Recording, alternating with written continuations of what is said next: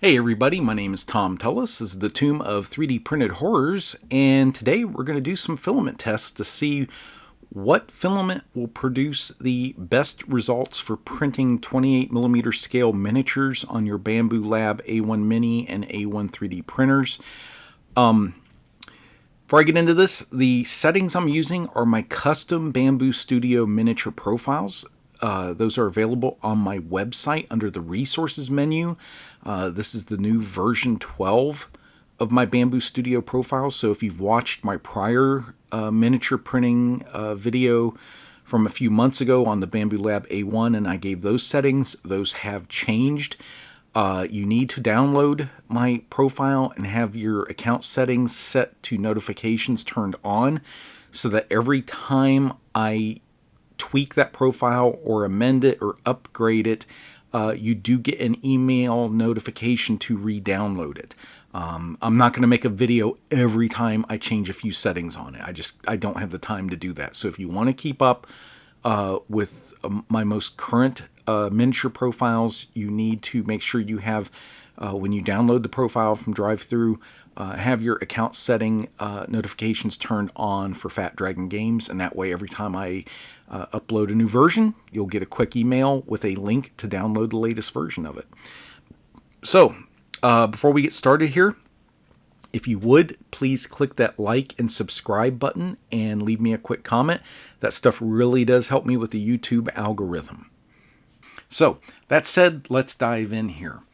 I'm going to present these. I'm testing 4 different filaments: Sunlu PLA Meta, Overture PLA, Bambu Lab PLA, and Hatchbox. I'm going to present these in the order of least favorite to most favorite as far as the test results. So to get started, we're going to take a look at Overture PLA. This resulted in the most print issues. Here are the test minis I printed, and I'll print the same miniatures with the other 3 filaments too. You'll see all those coming up here. But let's take a look at the goblinoids here. Some ragged edges. They don't look terrible or anything. These came out pretty clean. But definitely some issues on overhangs. There's a little bit of stringing.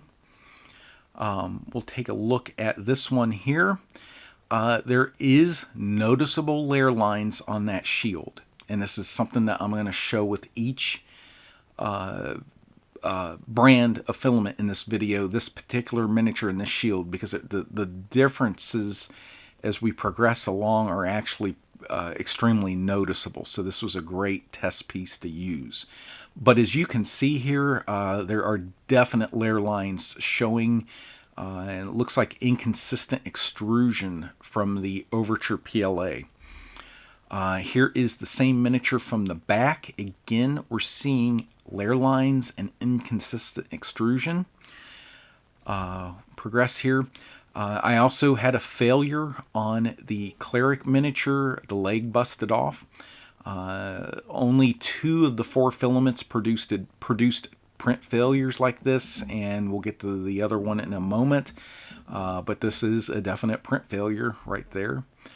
The Barbarian, this produced very ragged overhangs in areas that should have printed cleanly. If you look at the bottom fingers on his right hand that is on his knee, on the viewer left there, those fingers are very ragged, and those are not steep overhangs at all. Those should have printed very cleanly. Also, if you look at the bottom of the sword hilt, that's kind of ragged too. I was kind of shocked at how bad that came out. Here's another view showing the bottom of that sword hilt. Again, it can be easily cleaned up with an X-Acto knife in about 30 seconds of work, but if you can print without that happening, that's even better. So again, these are just, I'm calling out any observable print issues here. This particular skeleton was a mess, largely because the sword broke, similar to the leg on the Cleric. Once that sword broke, you started getting filament pull-off and stringing off of the face. Also, I want you to note the bottom of the rib cage. That's very ragged because that's going to be something that will improve with other filaments. Here's a little bit better view of that sword. Again, the edges are not clean. This is one that printed successfully without the sword breaking, so you get an idea of what the actual filament is capable of. But again, that bottom rib cage is ragged. The front sword edge is ragged. There is a lot of noticeable little strings and blobs on this. Here are, again, two skeletons printed with the Overture. Again, just not as clean as they should be. Not knocking Overture. It may work great in an ender or something, but there are better options with the Bambu Lab A1 and A1 Mini. Now, what we're seeing here with these two side by side, now the one on the right, all of these miniatures are printed with my custom miniatures profile for Bambu Studio. That's downloadable from my website under the resources menu. I thought this may have been a speed issue. Maybe the Overture just simply can't even print at those speeds. My custom profile is slowed down immensely from what the Bambu stock profiles are. I thought, well, maybe it's still not enough. So the skeleton on the right here is printed at 50%, the silent mode, from what my custom settings are. So this is really going slow. And you can still see there's a lot of issues. It really didn't do much of anything to clean it up. So it's not a speed issue. Again, here's the sword. It's a little blurry, but you can still see there's a lot of issues with that 50%. So Overture really is not for my needs and the quality I want to get out of this machine. Overture PLA just isn't going to handle it for miniatures. Now, it does great work if you're printing terrain. I am not knocking Overture PLA at all.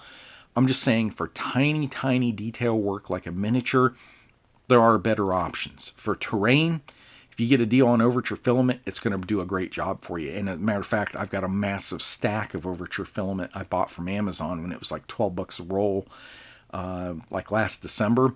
And I just use it for terrain. It does a great job on that. So again, no issues there, just not necessarily the best miniature filament. Okay, next up, we're going to take a look at Bambu Lab's PLA Basic. This is, again, a gray PLA. Here's the minis I printed with it. Did have some issues with it, and I did run these twice. Once with my custom profiles, and then just once, even though they were faster and obviously going to produce worse results, I did run them with Bambu stock settings. I'm not going to show those here because they didn't come out as well as the ones using my slower custom profiles. And that way everything's apples to apples for all of these comparisons. But I knew somebody was going to say, well, it would have worked better if you'd used Bambu stock settings. And no, that's not the case. All right, let's dive in here. The Barbarian had to be printed twice because I did have a print failure on the leg. Out of the 4 filaments, only the Overture and Bambu Lab PLA filaments had print failures where something broke off. The Hatchbox and the Sunlu had 0 failures. And in fact, I've been using both of those for probably about 7 or 8 months now in my A1 Minis and have not had any failures like this. So just worth noting. Let's move on here. This is one of the goblinoids. I did have, of all 4 filaments, the worst stringing was on the Bambu Lab PLA. And this is just an example of it. It'd be easily picked off with some tape or a heat gun, but still, I want to show everything that's happened with these prints. I don't want to try to overlook anything or gloss over any issues. Here is the goblinoid that I called out with the Overture filament with the shield. Again, there's some layers. You can definitely see layer lines and a little bit of inconsistent extrusion on that shield. Again, same issues with the skeleton, ragged sword, ragged underside to the ribs. Barbarian, the bottom fingers of the hand were a bit cleaner. The bottom of the sword hilt was cleaner, but still not totally clean. But this is an improvement over the Overture PLA. And finally, here is the cleric. There was, I don't know what's going on there. At the bottom of her hair, there's like these little, it's almost like it was over extruding slightly at those points. It wasn't layer shift, but it's something going on there creating that lining. Also at her left knee, there was a bunch of filament boogers or whatever you want to call them deposited there. I didn't have that really with any of the other filaments. There might have been one or two, but not to that amount. But again, it's worth noting, and definitely noticeable layer lines here. But so the Bambu Lab PLA is coming in at number 3 out of these 4 picks. All right, coming in at number 2 is Hatchbox. Now this is their standard PLA, not their PLA Pro or PLA Plus. That does not work as well for minis. If you're going to go with Hatchbox, stick with standard PLA. Again, doing the same usual test minis here. There were 0 failures with the Hatchbox. I'm going to take a look here at the Barbarian. The bottom of the hand is definitely looking even cleaner now. So that's a definite improvement over the prior 2 filaments tested. A little bit different view. The sword hilt has almost no imperfections. It's much, much cleaner. Again, that bottom right hand looks much cleaner. This is just a fantastic looking mini. Here's another view of the Barbarian. Just a couple little edges on the corner of that sword hilt, but again, way better than the prior 2 filaments. The chest area looks really good, only under magnification, super close up zoom here. Are you seeing any layer lining? But the Hatchbox is doing very, very well. Here is the Cleric miniature. Those weird layer lines and stuff on the lower area of the hair that were present with the Bambu Lab PLA are gone. We do have some of that little gook on the left knee there, but aside from that, this is coming out really, really clean. Here's a dwarf, just looks really nice, just a little bit of stringing on it. Skeleton, still some issues with that sword, but the bottom rib cage is cleaning up. No real noticeable stringing anywhere except for a little bit on the underside of the cape, but definitely looking very good. Here you can see the bottom of the rib cage is fairly clean. There's still a little bit of roughness, but nothing bad. It's still a little bit rough on the bottom to your left on that cape. That bottom edge is kind of rough there. Here is that test mini I wanted to call to your attention, this goblinoid with the shield. Again, when you really zoom in, and I'm lighting these to try to showcase what's going on. I'm not trying to use lighting to hide these issues. I want to accentuate them and show you what's going on. Again, some layer lining and stuff here on this shield. We'll finish up with the back of the goblinoid, and again, you can see some layer lining on that cape. Get a coat of primer on this, it'd probably look pretty good, but it's there. I want to make sure you know that. And I think that'll wrap up Hatchbox. Again, of the 3 shown so far, it's the best one, but it's not quite as good as what's coming up next. Alright, in first place we have Sunlu's PLA Meta. And I need to mention this up front. I get fantastic results with Meta on the Bambu Lab printers. I do not get as good results on my Enders. My Ender 2 Pro, which until the Bambu Lab A1 Mini came out, was the best FDM miniature printer on the market, was the Ender 2 Pro with a 0.2 or 0.3 millimeter nozzle. Either way, it was the reigning king for years until the Bambu Lab A1 Mini came out. And Ender's just no comparison. I have tried this on my Ender 2.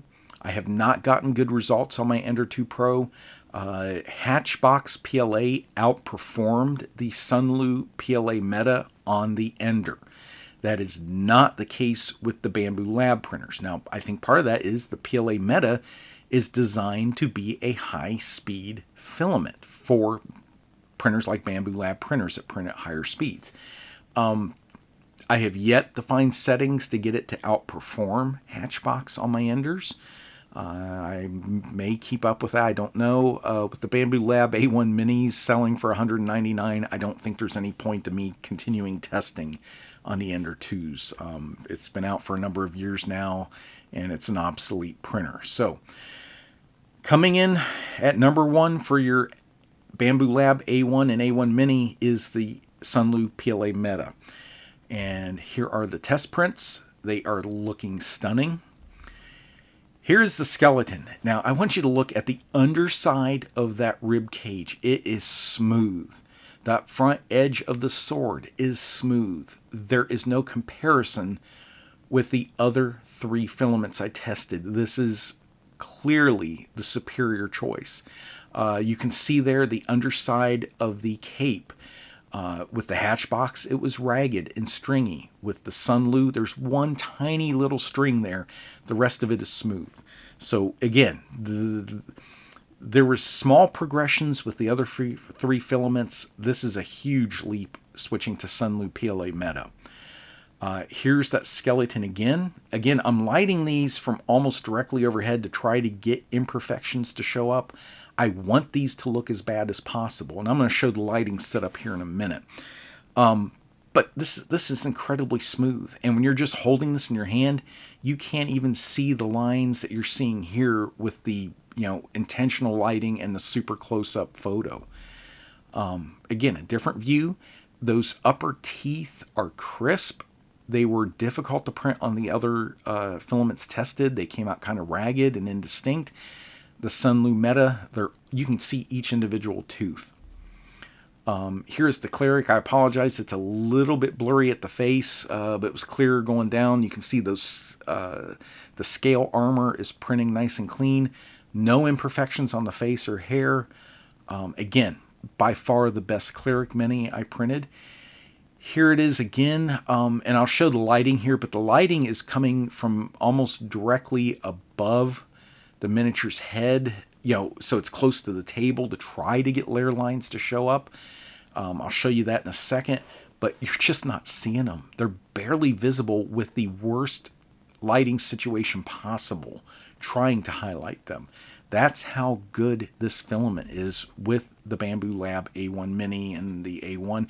And I will be doing an upcoming video in the next few weeks showcasing the A1 Mini versus the A1 for printing miniatures. That is a separate video, but it is upcoming. Here's the dwarf, just a couple tiny little strings on the horns, on the helmet. Other than that, this is a perfect miniature. And I don't think it's possible to print a mini with little horns and stuff like this without a couple strings. But this is by far the best one of all four filaments tested with this particular miniature. Barbarian. Fingers came out great. Underside of the sword hilt is the cleanest of any of the filaments tested. The chest area, you can't even see layer lines. It's just beautiful. Here are those goblin shields I've been calling out the whole video. Hatchbox, I brought that back for this photo for a comparison. Hatchbox is on the left. Sunlu PLA Meta is on the right. And we're going to take several shots of this so nobody can say it's a trick of the lighting or anything. But I wanted to show you the difference in how these filaments print on an A1 Mini. So there it is side by side. Here is a close-up with very harsh lighting coming from above. This is the Sunlu PLA Meta. I am really struggling to try to get layer lines to show up. This filament, I cannot say enough good things about it, and I really should just shut up and let the photos talk for themselves at this point. But as somebody who doesn't like resin printing for health reasons and only does FDM, to finally have a printer and a filament that when together produces results like this, I am just ecstatic over it. But here's another view. Again, the harshest possible lighting, and those layer lines are barely showing up.